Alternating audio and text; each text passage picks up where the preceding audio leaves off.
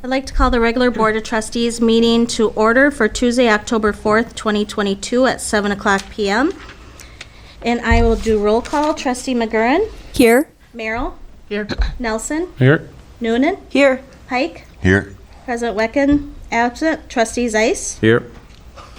Okay, and in the absence of the village president, the board will need to vote on a presiding officer for the remainder of the board agenda, and I'll entertain a motion. I move to approve Brian Pike as leading the meeting.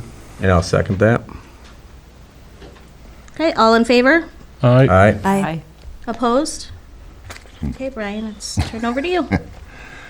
All right. Item number 2 on the agenda is review and approve the minutes from the regular board meeting of September 6, 2022. So move. A second. All right. Any questions, comments about the minutes? If not, all in favor say aye. Aye. Opposed? Item number 3, comments from the floor. This is an opportunity for residents to make the board aware of topics, issues, opportunities either on or not on today's agenda.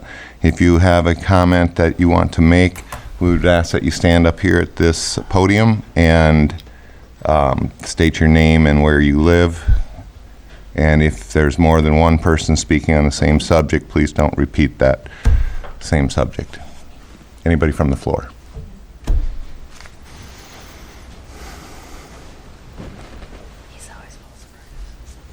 Thank you. I'm Dan Schmidt. I live at 756 Summit Lane North in the village of North Hudson. The thing I want to talk about a little bit tonight is my concern for how the budgeting and the finance committee and things operates in terms of the information that is provided to the village residents and the process that you use. I've been coming to meetings for a couple years, and I can't make it to the special finance committee meetings that are held during the day. The minutes don't provide really any detail in terms of options that are discussed or processes that you go through. You know, it's been said many, many times by the village board members, village president, that, you know, we're under levy limit restrictions. We can't do a lot of things. And that is true that there are state statutes that limit what the levy can be. However, the village can increase their levy for net new construction as long as they don't reduce their debt service. And what the village has done is reduced its debt service without thinking forward in terms of that new construction that's gone on in the village. And so our village is growing. The pie should be bigger. Instead, the pie has stayed the same or shrunk. That's an intentional act on the village finance committee and then the village board's action.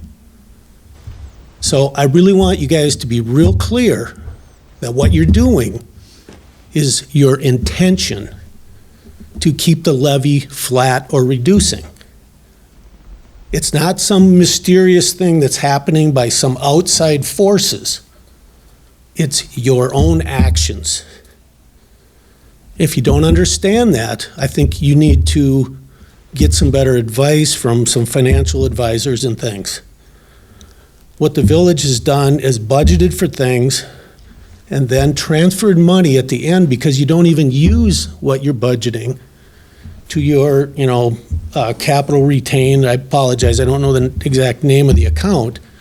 Then use that money to buy capital assets like trucks and police cars and things. All very important things that are needed. Lots of things are needed, generators and pumps and fixing roads and fixing those drain things that need to be lined and stuff like that have been talked about and then just kind of pushed aside because it's so much money, we don't even want to talk about it. So I think that you guys got to really take up, and I say you guys because you know what? You guys right here are the finance committee, except for the village president that's not here. And I spoke, and I really try to be positive that I asked you to consider, bigger things for ARPA funds and stuff like that. And instead, that's come back to, let's use that for some capital things that we haven't been able to do. And some of the reason you haven't been able to do has been, again, intentional acts. So I think you owe the village residents a clear communication of why you're doing things the way you are, because maybe everybody thinks that's the right way, or a lot of people. Obviously you do, because that's the way you're doing it. So I just really want you to be clear about that. I'm asking for better communication, because this stuff, like, we won't see the minutes for these meetings now for another month, and the budget will be passed, and all this will happen, and it's just kind of it's just kind of all rolled up and never really talked about in a public setting, talking about options, understanding, or providing an explanation, I think, for people to better understand it. So that's a real concern I have, and I guess I'd really ask you to consider how you could do that differently. Thank you.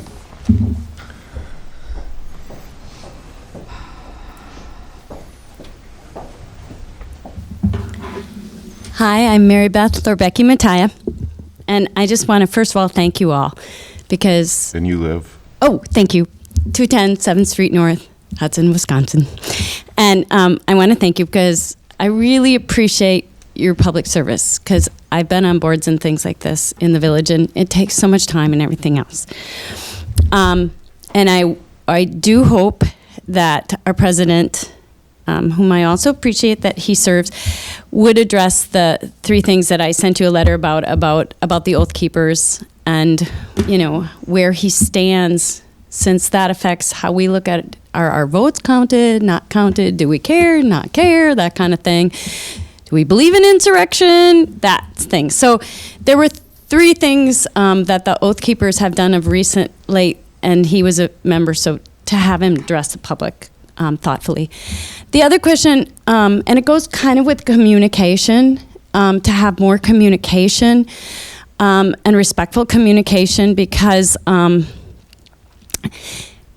we do want to do some interesting things here. And you guys, I love the pickleball. We're doing some, things. And but with economic things we could do, maybe with the warehouses or everything else, there's different ways we could also build potential with grants and things. And I don't know if they've always been considered with respect and openness when people bring them to the public meetings, because people can say, I'm kind of against this, but okay, you can say something.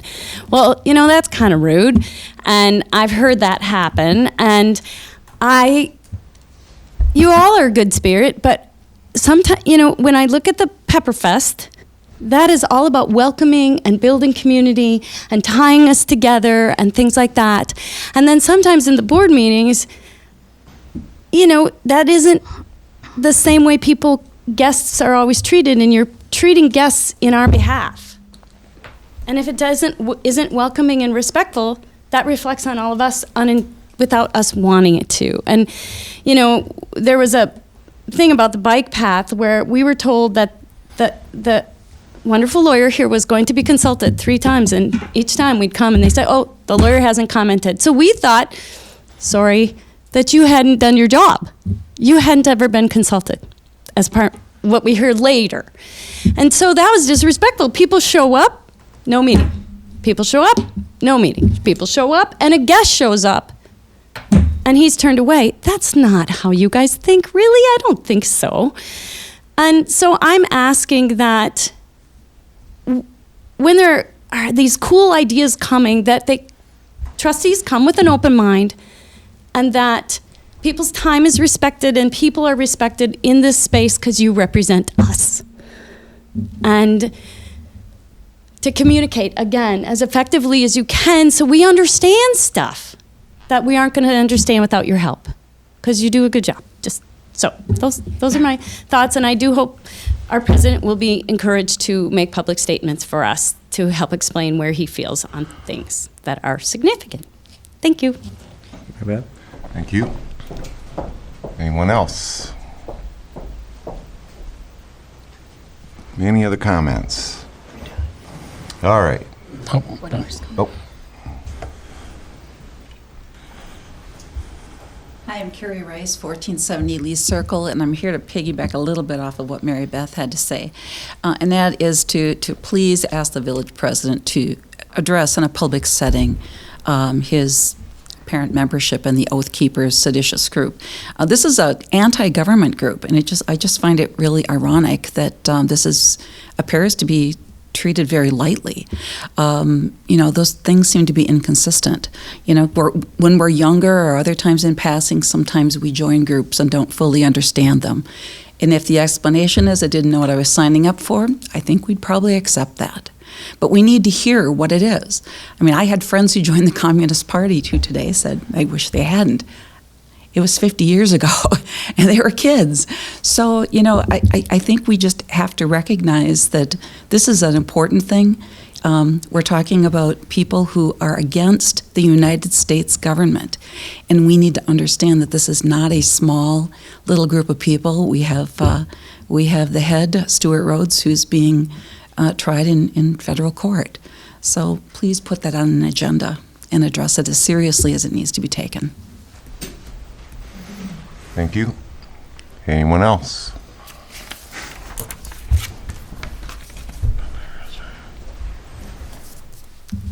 My name is Rebecca Hagel. I'm at 602 3rd Street. I am here as well to speak about Mr. Wecken's affiliation with the Oath Keepers. This board was notified of this weeks ago and had every opportunity to put this on the agenda, and you all chose not to. And that's just not right for the citizens that live here. We need an explanation as to if he denounces this group that he either was affiliated or still is affiliated with. That's all I have to say. Thank you. Anyone else? My name is Sarah Dobbins. I live at 720 Riverside Drive. And it's none of my business, but I would like to know why he didn't come. I believe it was well publicized in social media that this was something that the citizens wanted to address, and I find it odd that he didn't show up. And again, I think he needs to address this. He needs to denounce this group, and I would urge you as his fellow board members to speak to him about that and to urge him to denounce this group. That's not, again, who we are, and his absence speaks volumes here. Anyone else? All right. In case the public doesn't know, we're not allowed to comment on your comments. Okay. Item number 4. Amended Class B liquor license for extended premises, Malibu Inn Fall Motorcycle Run, October 8, 2022, with an alternative rain date of October 22, 2022. Approval requested. Trustee Bryan, I move that Class B retail license for the sale of fermented malt beverages and intoxicated liquor license for Malibu Inn be temporarily amended for an event taking place October 8, 2022 with the following conditions.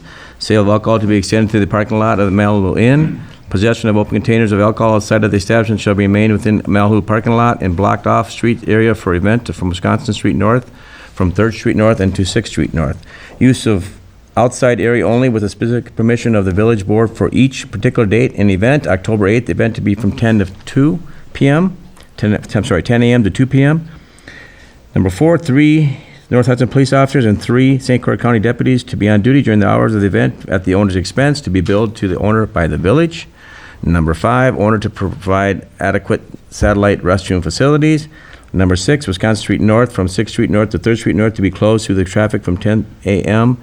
to 2 p.m. with the open courier for emergency vehicles maintained. Surrounding neighborhoods to be notified in advance by the village. Actual times of the detour route are in the discretion of the commanding North Hudson Police Department officer on scene. Number 7, payment for the village service must be paid within 30 days of after the event. Number 8, alternate day for the event to be Saturday, October 22nd, 2022, if conditions do not allow for the event to be taking place on Saturday, October 8th. Okay. Second. All right. Any discussion? This is a yearly event. How many years do we think? Yeah, I don't know either. Me either. It's been going since I've been here. That's 95.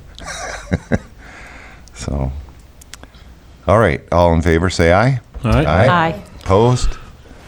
Carries. Item number 5, adoption of ordinance 02-2022, regulation of telecommunications structures and towers, discussion and possible action. So move. Any discussion? Where did this come Second. from? Well, I need a second first. Second. Second, okay. So where did this come from? What is this about? Paul, you want to speak to it? It was requested, I guess by Melissa, and I'm not sure which Stan, probably, that it was lacking, I guess, in the ordinance of any sort of regulations for cell towers in the village in terms of where they could be and the conditions to build them. So this was put together for consideration for the board for tonight. There's interest of somebody putting a monopole up, and those are quite large. They can get quite tall and close to residential. So this ordinance was kind of taken, what's it, Village of Holman? Use as an Yeah, it example, was, yeah. just to have some regulation. We have nothing right now. So I had a couple questions. One was that it wasn't clear if the authorizing party was the board or the plan commission that approved it. And then if there was, who pays the engineer, if there's any fees, how is the village monitoring the interference? We were supposed to have an interference monitoring period. There's just seems to be a lot of procedure in here that I'm not sure that we're set for.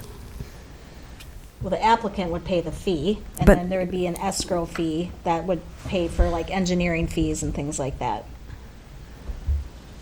So the fee is paid for by the applicant, and it's whatever I mean, there's no fee identified in here. I think, did you leave that I out for the left board to that. kind of discuss a fee? He said yes. So the board can set a fee, is why that was. Yeah. So do we have information about what the cost would be in order to set a fee? Well, the fee typically is to handle, some of the administrative costs, and then the escrow is to handle outside consultant costs. We've been approached before, Melissa, on putting things up. I know they wanted something by the village. Like in the right of way. Exactly, yeah. I can't remember what the results for that was from. It just. I think he just never happened came with it. back. Right. Yeah, we entertained it. I think we asked for other follow-up information, but he never came back. Yeah. Yeah, Typically for plan commission items, I believe our escrow is about $500 for the escrow. And that covers, like I said, attorney fees, engineering fees. If we need publication fees, that comes out of that. That seems kind of light for what this sounds like it could be as far as the engineering, Well, we wouldn't be doing the Costs. engineering. the costs, I mean, for the The engineering. only thing our engineer would do would be just to review the plan, which he does currently for conditional use permits and things. I think that's about the escrow we pay, and that's usually sufficient. Do you feel that's sufficient? I mean, I know in the past, if we've had an issue, we asked for some additional escrow amounts. And you could set it at 1,000. Whatever we don't use gets refunded then back to the applicant. Where is that section? I didn't see the section about escrow. That's usually not in the, Ordinance? that's not in the ordinance usually. Usually it's part of the application. Yeah, it's usually on the application. I thought we had to set because when we've set other fees, we had to set the fee and vote on it, so. The fee's not usually in the ordinance itself. We set that on a separate fee schedule, so that if it changes, we're not changing the ordinance every time. We don't have fees listed in our ordinances. So we don't have an application established for this ordinance yet. Got it. And then under the 87.5 and 87.13, it says the planning commission and village board. So do the planning commission and the village board have to be in agreement in regards to the use? Right, so how planning commission items work, like conditional use permits and things, is that the planning commission reviews it first and makes a recommendation to the board for approval. But it says they both have to be in agreement, is how I'm Oh. reading this. So it can't So happen planning if they, commission could approve it, and the board could say no, and then it wouldn't go through. so what if the planning commission denied it? Would the board never hear it then? No, the board would hear it, just like they do conditional use permits, right, Paul? Yep. Shouldn't it be clear whose actual authority it is for approval of this? Well, it's always the board's authority. The planning commission's a recommending body. So shouldn't that be clear in the ordinance instead of putting them on they're on equal footing in reading this? Well, things go to plan first, and then they go to board. They don't hear it at the It same says time. unless the planning commission and board, they're together, it's like they have to both agree according to this. So are you saying you would prefer to say, The board? and then the board? Well, I think if it's the board's decision, then, the planning commission would make a recommendation and the board would make a decision. It's unless the planning commission and board determines, both, that's stated there multiple times, and I'm like, what if they don't agree? Well, they don't have to agree. The board is the final say. So It says they maybe- have to determine, Melissa. It says they and determines. That's, but I guess that's a Paul call. Right, so we can amend the language if we, Yeah, we can clarify that. yeah, we can still do that. I mean, you could approve the ordinance with revision of that. Yep, that's fine. And then after this, if the board were to approve this, we'd come back probably with the application and the fee. The fee would have to be set by the board. And did you say there is someone right now pursuing building something? There's hearsay about it, yes. So that's why we're kind of like, Well, plus it came up about a year ago, or was it 2 now? Maybe Yeah, 2, it's been yeah. a while. Yeah, it's been a while. Such as Somebody else more was than 2. gonna try and do it, and we were listening and talking back then, and then we just never got around to doing the ordinance, because they didn't Right. come back to us. yeah, I was curious where this came from, but I kind of was assuming that maybe someone was Right. making So without anything an in interest place, it known. kind of doesn't, we Trying to need to get get ahead. something in place to protect the village.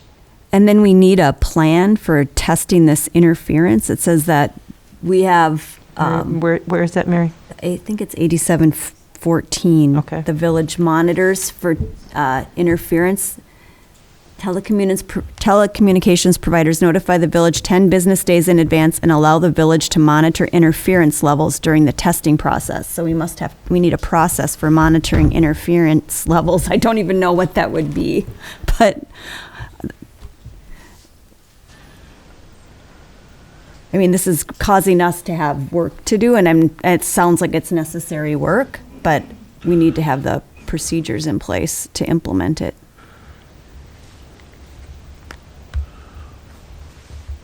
Well, the issue usually comes up, and what they're looking for is whether there is any interference with communications by the police or fire or emergency services. So we'd need a testing plan, like they'd be testing their radio interference at different locations in that And that- 10-day period? Those studies, whatever, will be provided by the applicant to show that.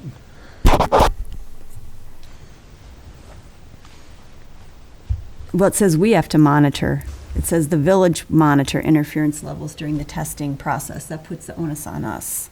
Well, it would, I mean, if the chief has issues with the radios or something, I don't think it's a huge scientific study so much as just seeing if you have problems communicating on a practical level. Well, if we only have 10 days, we might want an actual testing plan, though, because if we only have 10 days to decide if there's interference, and we find out, in a month or 2 months or 4 months later, that we don't have any redress.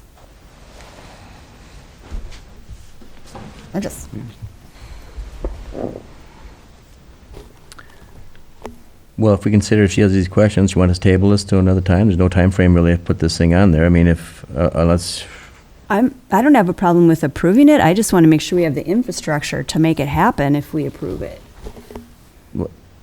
It's not our infrastructure. It wouldn't be, I mean, as far as infrastructure within the actual ordinance, as far as what our responsibilities are. I'm sorry, Mary? Well, if we need a monitoring plan to monitor in 10 business days for interference, I mean, things like if it would actually happen, we need to have ways to actually implement it. And I also, want to add to that, I mean, I'm assuming our planning commission will have appropriate questions when you're putting up some type of telecommunication tower, Mary, that they'll ask the applicant, making sure he's fulfilling, the guidelines that he has to follow, because, they're not put up all the time, but I mean, we were approached about a year and a half, 2 years ago about it, and the same type of questions were asked, the height and everything, and they were doing it in a location that we were questioning at the time, because right on Highway 35 and where it was at. So all that comes through the planning commission, but I think this ordinance is kind of setting us up so we have something in place that we can go against, but I trust our planning commission on that side of it. Kevin, do you have any experience with this at all? No? Not Okay. at that particular point. Okay, that's what I was wondering if you... But again, I mean, if, So are you wondering what the monitoring process will be?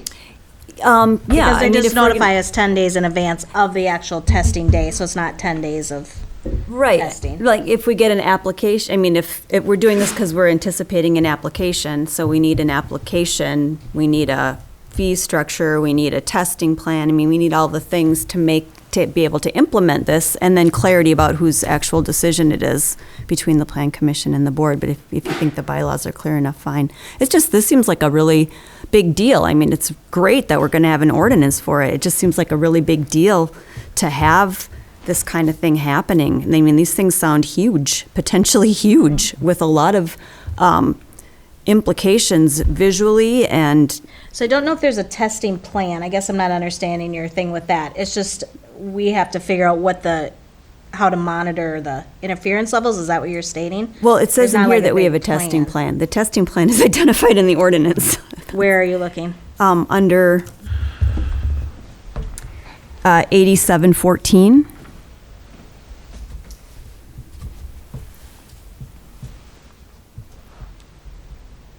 It's the last sentence.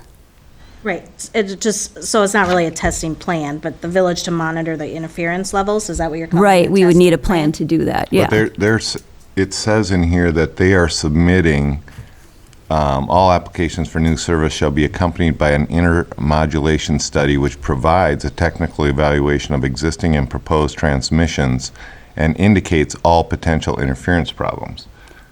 And before the introduction of the new service or change in existing service, telecommunication provider shall notify the village at least 10 business days in advance of such a change and allow the village to monitor interference levels during the testing process. We're going to know. Well, we need to have, we will, but we'll have to have people dedicated and an established testing process. So we're concerned about them interfering with the police and fire. And if they start that thing up, they're going to know in a short time whether that's causing interference. 10 days, within at least 10 days, they will know. I'm an old ham and CB from way back, and I hate to age myself, but when we first put up our big CB antenna, I was blowing out TVs all over the place. They knew right away when I came online, every time I came online. Sure, but I mean, when you do a technology test like that, you usually have like an established plan. We're going to test it from this spot and this spot and this spot and this spot with this, whatever frequency or whatever the issues are. That's all. It's Well, and I think the applicant will have the plan. We're just there to monitor it. It's not us saying, where you have to do here, you have to do that. It's them saying where they're going to test. And they can't test but we'd have to test our own systems. They can't test our systems. We'd have to test our systems, our law enforcement, our... What would you like us to do with this section? I think just decide who's going to do the testing and what the plan's going to be. That's Okay, all. why don't you just table it to next month? Yeah, I think we should table it. Okay. Tabled. And then forward me your questions so that we have them to answer for the next meeting. I don't think it's my thing to do. I'm just saying that if... No, I'm asking you just to forward me your questions so then we can get answers for the next meeting. Because we don't have them obviously tonight, so. Okay. And then we'll look into it so we have them for the next meeting. All right, so item 5 is tabled. Item number 6, Adoption of final special assessment report for utility improvements for 6th Street North Highway 35. Approval requested. Kevin.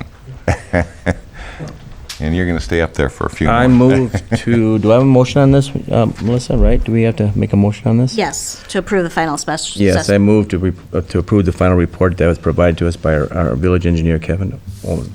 All right. Second. Kevin? So I'm just gonna go through a couple highlights. Now that, we have all the final costs in as part of the 6th Street project from last year, we went ahead and did the final special assessment report.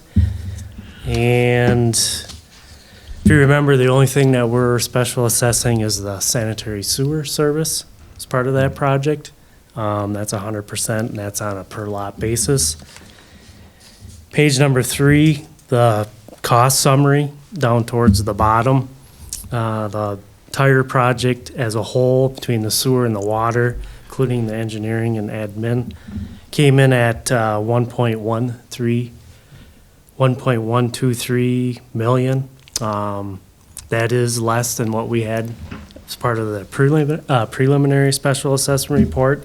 That one was about 1.3 million, so it's roughly about $170,000 less where the project came in. Then when you go to page number 5, that gets into what's being assessed. Again, it's just the sewer service. That cost alone for that portion is about $124,000. As part of the preliminary special assessment report, that was at $181. So it's roughly about $60,000 less. So definitely has an effect on what's going to be assessed to each individual property owner. So when you calculate that back out, there's about 72 parcels that are going to be affected.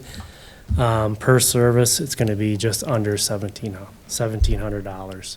That number before was about $2,400 in the preliminary, so about $700 less. Thank you. That's good news. Yeah. Yeah. So everybody should be pretty happy out there. Yeah, Saved me $700. part of that. I am that.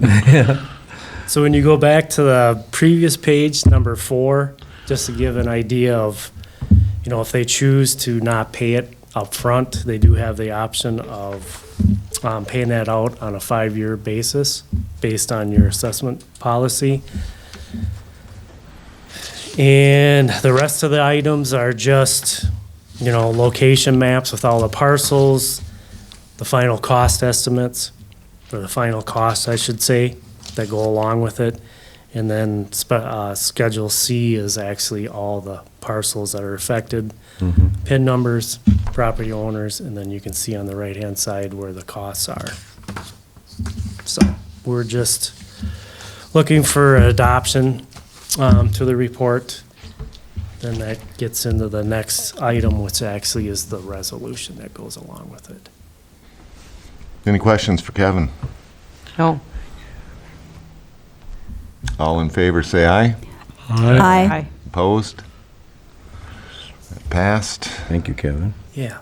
And that takes us to item 7, Resolution 2022-11, levying special assessments for utility improvements for 6th Street North, Highway 35. Approval requested. So moved. Second. Okay. Kevin? So this just gets into, the options that the property owners have. Maybe Melissa wants to expand on it. But they have the option of paying everything within 30 days. Otherwise, it'll be put on their tax roll and they'll have to pay over the next 5 years. And we have it in here that the interest rate will be 1.5% higher than what the village actually borrowed the project, the funds for it. And then, the second page is, the where they fall with this dollar amount, 5 years is what they'll be allowed to pay that at.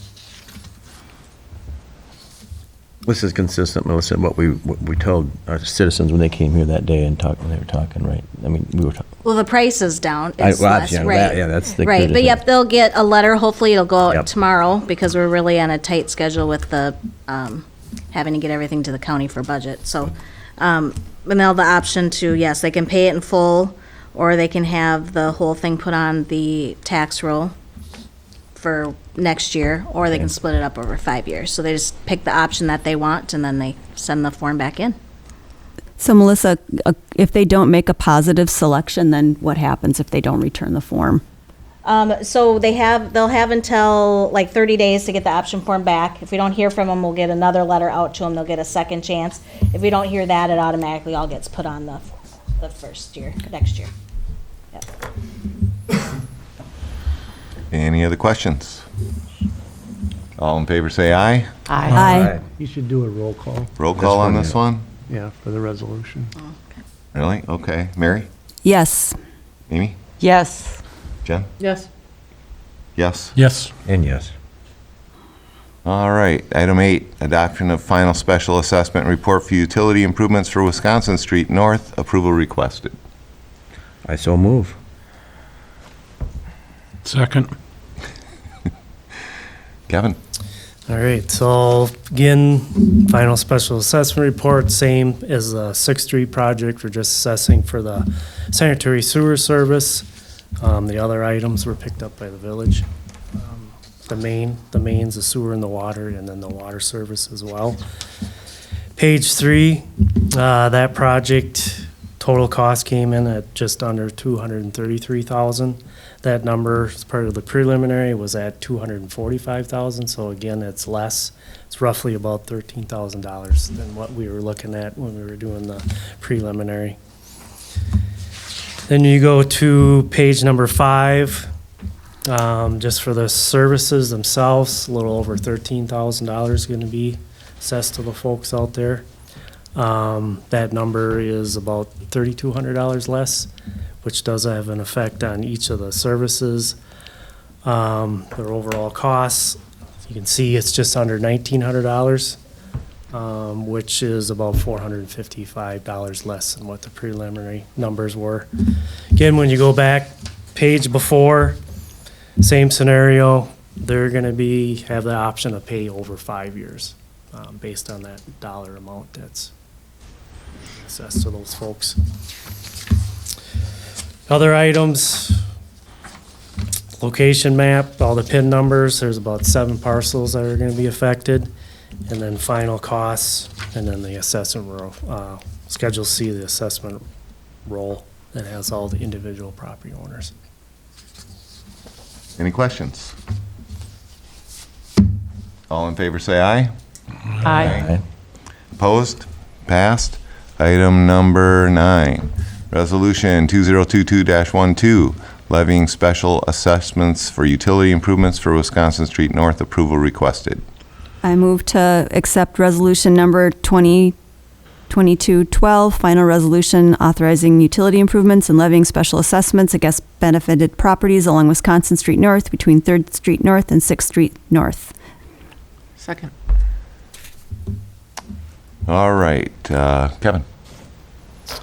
Same scenario we Same just bat time. went through with the other one, so I don't know if there's really any. Any questions on this one? All right, need a roll call, Tim? Yes. Yes. Yes? Yes. Yes. Yes. Passed. All right, item number 10, update. Thank you, Sheriff. Yeah, thank you, Thank Kevin. you. I can't believe those two are done now. It's like, what do we do? Like, we've been spent so much time through the fair. Yeah, That's fair. relax. Yeah, relax. Item 10, update by trustees Nelson and Noonan regarding Trestle Bridge property. Either one of you? We actually did not meet this last time because over half of the people on the committee were unavailable. Okay, Nothing new since our previous update. all right. That takes us to item number 11, new business from the board or staff. Letter A is president's comments. I was asked by Stan, who could not be here, to read a statement. Concerning Oath Keepers, as many are aware from the local paper and other media sources, Oath Keepers database was hacked in September 2021. Last month, fresh stories were published after the Anti-Defamation League released a story identifying more than 80 people across the U.S. who had served, are serving, or hope to serve in elected public office. 6 were identified in Wisconsin. He was one of the 6 named. He was contacted by several media outlets. Most contacts were made after their stories were published. When I responded, he says, I stated I was member for a short time over 10 years ago. I also stated it was obvious the membership list had not been updated. Since then, I have received a few emails from residents demanding I formally denounce Oath Keepers and resign as village president. I take my oath of office seriously, as well as all promises I make. I will not be denouncing anyone who takes an oath to support and defend the Constitution of the state of Wisconsin and the Constitution of the United States. I will also not be resigning before the end of my term unless health concerns require it. And that takes us to B, administrator comments. Okay, so just a reminder, the general election is on November 8th. The polls will be open from 7 a.m. to 8 o'clock p.m. In-person absentee voting will begin on Tuesday, October 25th, and end on Friday, November 4th. That's all I have. And the early voting, they can do the absentee. Yep, the in-person absentee starts on Tuesday, October 25th. Okay. If voters want to have a ballot mailed to them, they can go to our website and get more information on that, or they can call the village hall. We can help them with that, or they can go to myvote.wi.gov. Okay. Item 12, Plan Commission recommendations, chair update. Did not meet. Did not meet. Item 13, Personnel and Finance Committee recommendations. Letter A, claims approval requested. Can I move to approve the October 2022 non-recurring claims of $75,377.19? I'll second. Any questions? I mean, the larger numbers, you guys probably all know. The big one there is the road. Thank you, though, Okay. for people listening. And since that's spending, right? Tim? Yes. Yes. Yes. Yes. Yes. Yes. Claims are approved. Item B, use of ARPA funds for purchase of digital document software. Approval requested. I move to approve the purchase of the optics digital software, document software, and scanner with a cost of not to exceed $17,500 to be paid from the ARPA fund. Second. Any discussion? Watched the video, seemed fine. I did watch it, and too. we talked about some of the activities that I watched and saw. First of all, some of the key things that I felt is going to be neat, of course, is how we set it up, the structure of how our folders are, and how we, when you scan it in, making sure you put it in the proper locations, and who has the admin rights to do that, and that type of activity, and the support behind that. They look at the two gentlemen that were providing the demo seem to be solid. I mean, what they're doing. He was discouraged a little bit about text searches, which I had concerned about, because I think that the text searches we certainly could use in this tool, especially with the municipality and looking up certain whatever it might be. The key things, of course, is backup story. Who's going to recovery backup that activity, because you're going to be put documents in that are going to be that been downstairs for like 20, 25 years, not longer, and you got to make sure that if something happens to this building, that we have a recovery backup someplace that's located with this information still in it. And then on how to handle some of the unreadable, some of those documents that are old, and it's optical character recognition. And if it can't recognize some of those characters, do you enter it in? I didn't see that. The systems I've had used before at the City of Woodbury, I've done that when I was working there. We literally would have to key in characters that was not recognized. I didn't see that in the demo, so I wasn't sure about that. So these questions I'm going to send to Nathan, and hopefully he'll forward on to them and get some more final. For the price, though, honestly, because you can spend a lot more for this stuff, and especially what it does. But for the price, and I think for the overall, what I could see out there for review from other municipalities and other groups, it's a solid product. I mean, and they're there. And like Melissa stated, more upfront costs, but less going down the road as far as what the general, annual or month-to-month expenses are, so. But the questions I have, I'll forward on Nathan, but otherwise I recommend moving forward on something like this. There was a statement that some things could be published to the website. Do you know what that was? So you can do some sort of security role or something and allow some things to be public? I don't understand, it wouldn't come directly out of this. You can move things out of that and move into your network and everything, and share the file, PDF files and all that stuff that can be moved up to the web if you want to. Got it. But it wouldn't be directly connected into this device. The network wouldn't be. The box would be here, how we set it up and how we manage, all the things I just talked about, is a key, so. This is staying off our network? No, I would be on a network, but it wouldn't be on the internet. The people right okay. up there. That's what I'm saying. The connectivity up there. All right. But yeah, it's. I was okay with it. I did my research more on the company, and I saw a lot of good reports about the company. And the questions that Tim has, I think, I mentioned in Finance Committee that I think it's important that we get those before the actual purchase is done.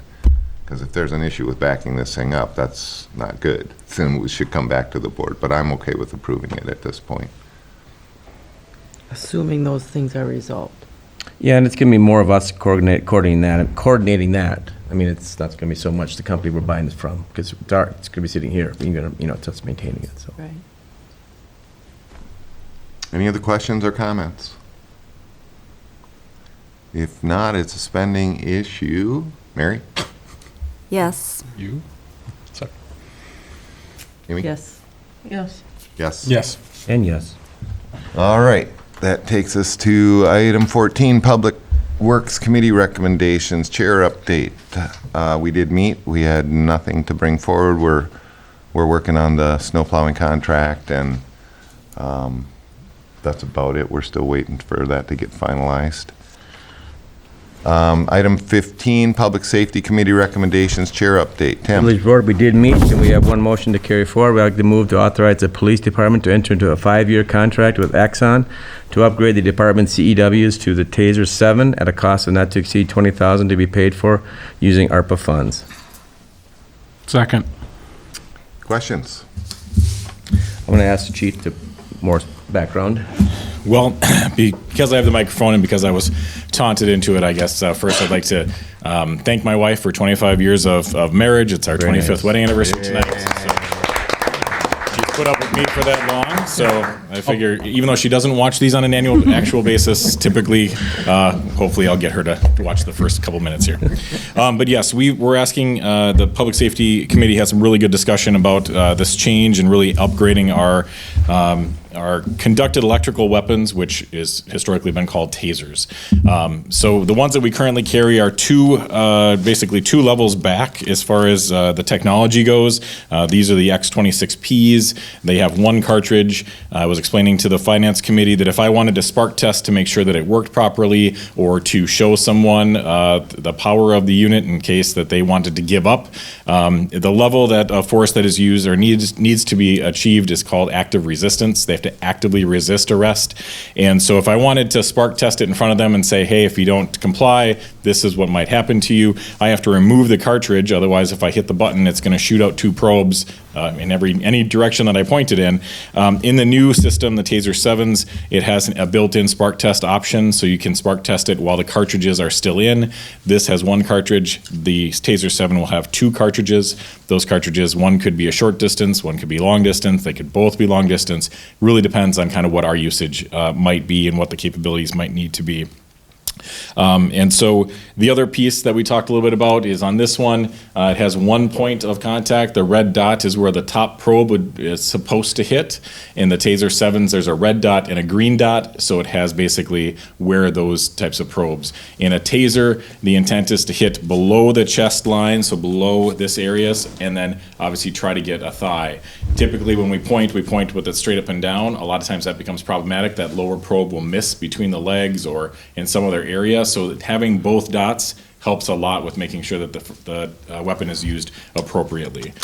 I was asked to talk a little bit about the fact that we do have a policy that's specific to our controlled electronic weapons. It's separate from our use of force policy, but it ties back into it because we talk about active resistance and what that looks like. And then that also includes that we train with them once a year. We go through a recertification process where we actually have to shoot 2 cartridges into a target and talk through things. Typically, if it's a safe environment, we will announce taser, taser, taser prior to deploying the weapon. Obviously, if it's something where we don't want them to know that we're there, maybe it's a person that we're behind them and they have a knife to their neck or something, and announcing that would be more dangerous to the person than we don't do it. But on average, a majority of the time, we would actually make an announcement. And then, I guess looking forward, this is a 5-year contract with Axon. As you saw in my issue statement, there's been multiple changes in the weapon system over the past couple of years. So if we lock in for 5 years, I imagine there'll be 2 or 3 different versions ahead in 5 years, but that contract allows us to pay upfront all 5 years. We get replacement cartridges if they're ever used, if they're damaged. Those 2 training cartridges for each officer every year will be part of the contract, as well as replacement batteries or if anything happens to the weapon itself. So I think it's a good use of the ARPA funds because it's a one-time cost. There aren't additional every annual maintenance costs per year, and I think it will help us. It's an alternative. It's a less than lethal option that we will have versus having to use a handgun or a weapon system that might be a little less effective, which is what we currently are using. What questions can I answer? Chief, do you have any support on your current tasers, the ones you have currently now, the one you have in your hand there? Yeah, so the ones that we currently have, there's a 5, once you purchase them, the Taser will cover them for 5 years, or Axon will cover them for 5 years. At 5 years and 1 day, if it breaks, I can't send it back into them for repairs. We would have to buy a brand new piece of equipment from them. And right now they're roughly running about $1,100 for the actual handle, battery, and then the cartridges. The cartridges themselves right now are about $35 a piece, which includes the training cartridges. There's no reduction. I don't know why, but they're not very, and they do expire. The cartridges that we have expire. I think it's roughly 1.5 to 2 years, and so then we have to get replacement cartridges just to make sure that we're up to date. Okay, thank you. Other questions I can answer. Part of this deal is they will buy our old ones back? There is a buyback program. I want to say it was $150 per unit, and we do have 5, so it'll be, my math is a little $750, roughly, that will go against that.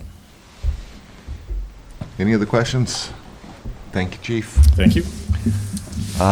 This is a spending issue, so Tim? Yes. Yes. Yes? Yes. Yes. Yes. And that item passed. That takes us to item 16, Public Welfare Committee. We did meet. Let me get my recommendation up. Sorry, 1 sec. First thing you got there is residential solid waste. Yep. Sorry, I was focused on the tasers because those things are cool. Here we go. Sorry. Can I move to approve the 5-year proposal from Waste Management for residential solid waste and recycling collections and for the village attorney and the village administrator to finalize the contract? Second. So we sent out for 9 bids. We received 2 back, and all of this was basically based off of pricing with a little bit of, we haven't had that many issues with Waste Management. When Waste Management first started 5 years ago, they had a little hiccup right away of just kind of missing things with not putting North Hudson on some of their things, but all of that's been taken care of. They had a buyout and kind of move their facility, but like I said, all of that has all been fixed. They really haven't had any major issues, and I haven't had any major complaining about it. So it was a lot based off of just numbers, so that's why we suggested Waste Management. Questions for Kirk? Just for anyone who's listening, we already discussed this, but Melissa did put a comparison together for us so that we were more able to directly compare because we had a 5 and a 3 year from Republic, I believe it was, and it came in better, but it will be going up. Yes. And it will be going up every year, and so residents will need to be aware of that. Yeah, our contract 5 year ago was really low, so I mean, this is the lowest of the ones. And also, if you don't have a recycle bin, you can't use the Fleet Farm bags. And if you do have a recycle bin, you could only use 5. What? Yard waste? Yard waste, sorry. Not recycle, yard waste. That's okay. So if you don't have a yard waste bin, you can't use those bags. If you do, you can only use 5. And that was with both places, kind of were putting that down, so. And Paul, they had a clause in the contract that, or in their materials that they said wouldn't be in the actual contract, that we would get charged if they had like evidence that people were putting things in that they shouldn't, and the charges would go to the village, and they said, oh, that won't really be in their final contract. So I just want to make sure it isn't. Yeah, I agree. And I've done a couple waste management ones in the past, and we're going to negotiate it to get those things out. Thank you. So what they're saying is, like, let's say someone sneaks a microwave into their whatever, their trash bin and gets thrown away, then the verbiage stated that it could be charged on us, but we asked for them to take that out. And just FYI, the rates are a lot cheaper than what I'm paying in the town of Troy for waste management. Yes, no, If we didn't realize we had been getting a deal, we do now.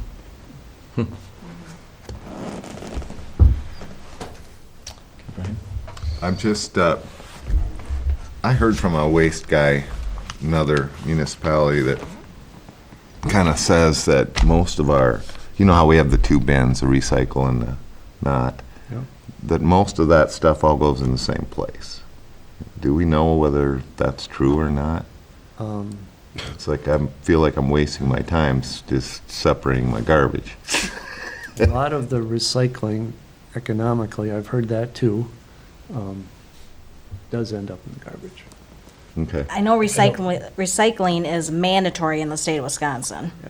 And we do have to get tonnage reports at the end of the year, and I get them quarterly.